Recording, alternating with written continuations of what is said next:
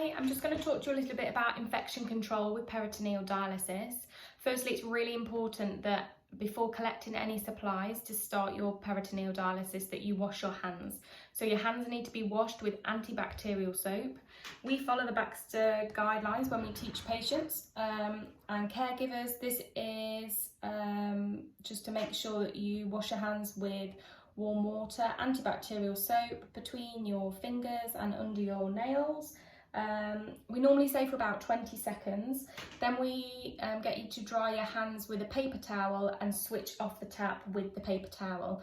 If you then touch anything else, you just need to go back and clean your hands again.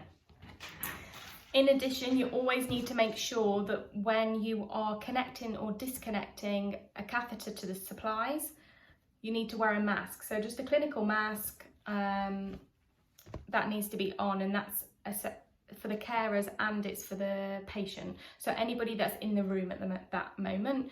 The air conditioning needs to be off, the fans need to be off, the heater needs to be off, and also the windows need to be closed. Once the connection has taken place or the disconnection has taken place, you can then switch everything back on as you would do normally. We've just talked a little bit about infection control with peritoneal dialysis. The next step is going to be that you collect the supplies to clean the PD catheter. So this is the transfer set, this is the catheter, and this is how it will look on the patient's body. You need a 4x4 gauze, which looks like this, and you also need Alkavis, which is the bleach solution. It's dark blue in colour. It's important to note that at this point is where you would have the mask on as well. Obviously, if you touch anything before you doing this, if you have to assist the patient, it's important to wash your hands again. So the transfer set needs to be cleaned every time it's connected, not disconnected. So the connection, you're going to pop the piece of gauze down. It's important to use a towel or an Inco sheet because this is bleach and it will stain.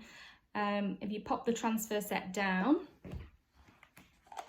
and then put your Alkavis over the gauze and just spend about 30 seconds cleaning this area. So this is clean, it's not sterile. It is important to note that when you remove the mini cap, which is this white part at the top, that underneath that is sterile. If it touches anything, for example, here, or if you touch it with your fingers, you just need to call the on-call number or the clinic number. We will talk you through what you need to do if you don't already know. So once this is clean, this is ready to be connected to the machine. This is what the machine will look like once it's primed. As you can see, it says check patient line and connect yourself.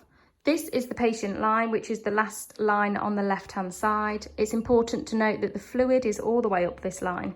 That means it's ready to be connected. When you're ready to connect, take the patient line and take the transfer set. If you've touched anything whilst this has been priming, make sure that you go back and wash your hands. At this point, it's also very important to make sure that you're wearing your mask. Just for demonstration purposes, I'm leaving the mask off. Underneath both of these caps, it's sterile. They only need to touch each other. If they touch anything else, please just call the clinic. So you're going to pull one side off and then you're going to remove the mini cap. This is a screw connection and you will screw it like this.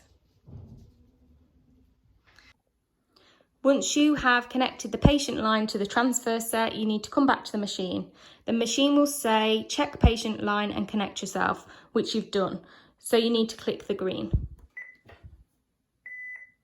You need to verify initial drain, and this will be set at 0 mils, and then hit the green button again. At this point, the dialysis has started. It's important that we wait for this initial drain to occur, and then it will flip into fill.